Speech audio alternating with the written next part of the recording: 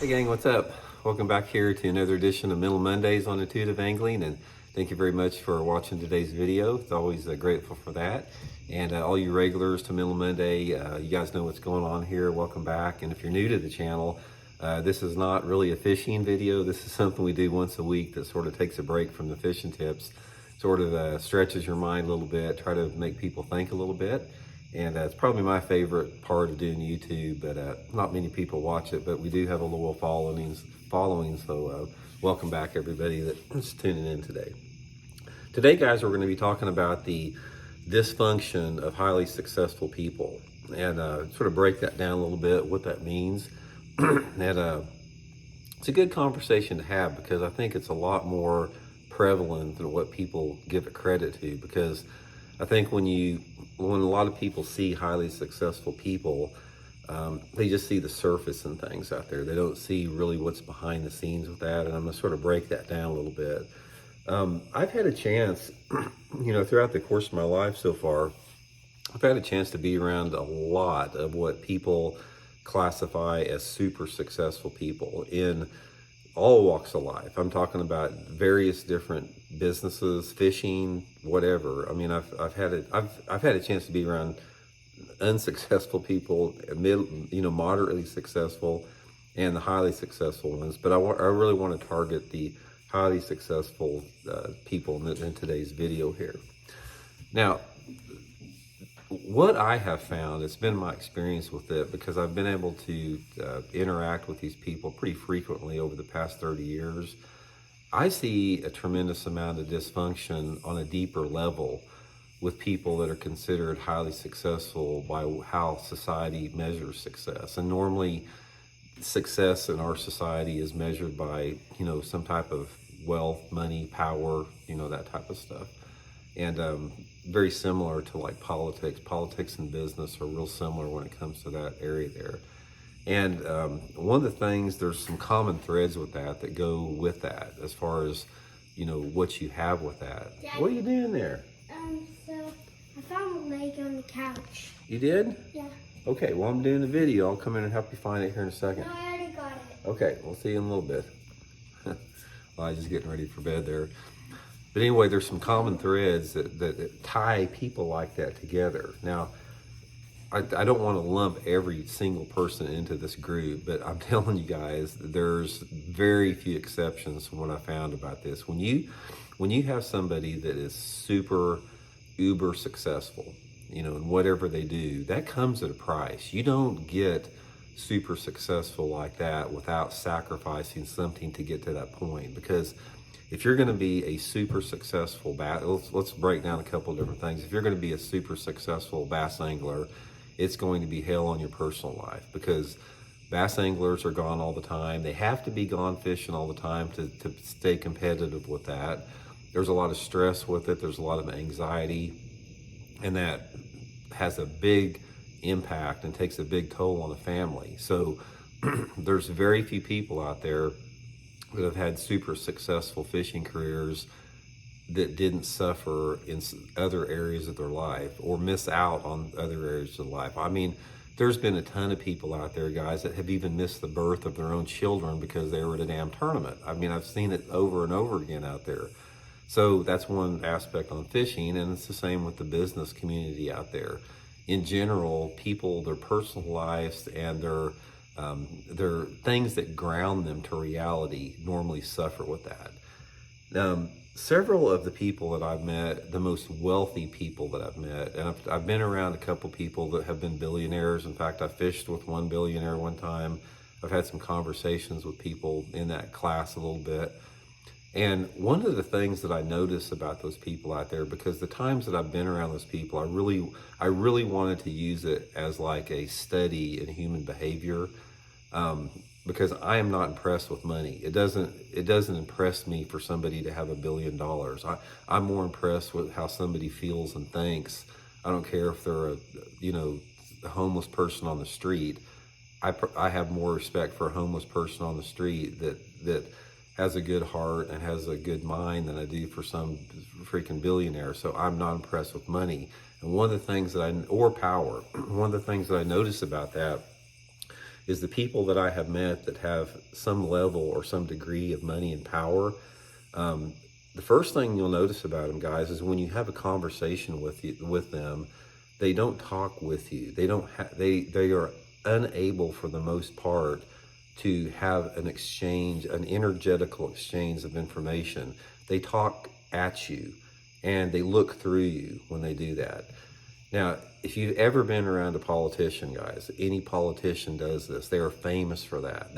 Politicians talk at you. They don't engage with you. You know, they gaslight, look through you, something like that. And to some extent, there is a level of narcissism that goes with being super successful like that, because, you know, every single bass angler I've met that has been super successful has some degree of narcissism with it. Some of them have a mild narcissism. Some have a toxic narcissism. That runs the gamut, but every one of them has that, simply because that's just a byproduct of the sacrifice of being successful. And it's the same in business or politics or whatever. So ultimately, this is a scenario that they have created themselves. Now, one of the things that you have to ask yourself, why is somebody motivated to just never be satisfied with any level of success? They've always got to have more and more and more and more.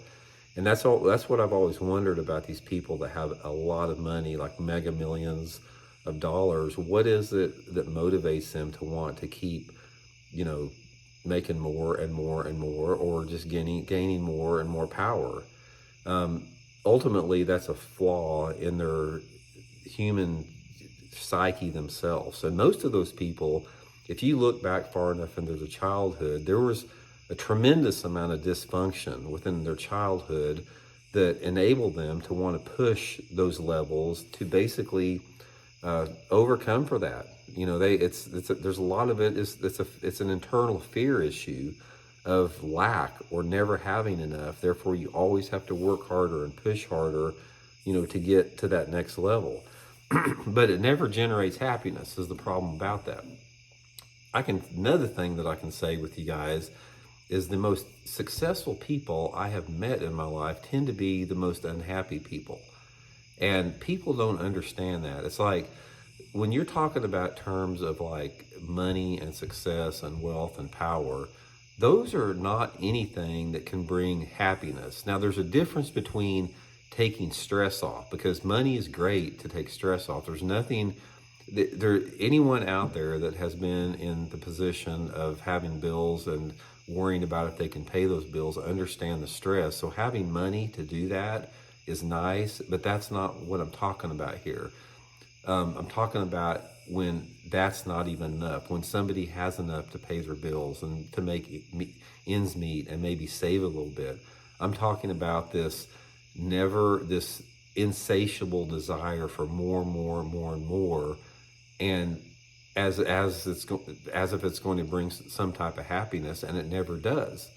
Because most of those people out there, guys, that are focused on that in attaining success and power, they remind me of little kids that are scared. Every single one of them, guys. I've talked to quite a few of them in detail about stuff, some emotional and mental issues. So many of them are like little kids that are scared.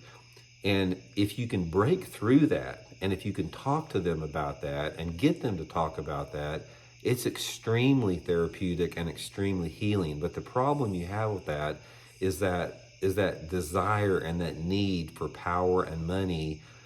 It's very difficult for those people to stay in that position. Now, you can have a one-on-one conversation in a certain environment, and you can bring them down to that barest raw emotion that they feel, and you can see what their issues are and their problems.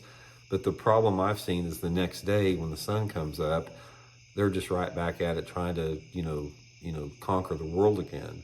And it's an extremely destructive, dysfunctional cycle that those people get into. So what's the goal of it? I mean, this is something that we have got to evolve past as a society. We have got to quit placing so much emphasis and giving power to people like that. It's like we need to start giving power and influence to people that operate from the true levels of intelligence, which are kindness, empathy, compassion, understanding, courage, integrity. Those are the people and those are the things that we need to encourage and push in our society. And we need to tamp down and get rid of all this greed and narcissism and, this quest for more and more and power and money, because it's dark. There's nothing that can come good from that whatsoever on there. I found a cricket, Daddy. You did? Okay. Come over here. Okay, well, I think Elijah's wanting to get bed here, so we'll wrap up this Middle of Monday, guys. You sort of got the gist of what we're talking about here. Don't ever get sucked in by money with that. I mean, yeah, have a good work ethic, be successful, get your bills paid, save up a little bit. But after you get to that point, man, just enjoy life and focus on the things that are really important. And it's not making more money. So we'll talk later. See you guys.